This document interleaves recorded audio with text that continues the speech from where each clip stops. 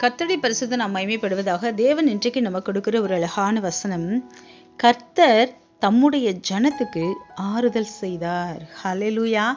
பாருங்க, ஆமாங்க, ஆண்டவர் தாவீதுக்கு பாருங்க, அல்லது ஊழியக்காரவங்களுக்கு பாருங்க, இன்றைக்கு இருக்கக்கூடிய நமக்கா இருக்கட்டும், ஆண்டவர் கொடுக்குற ஆறுதல் தாங்க மெய்யான ஆறுதல்.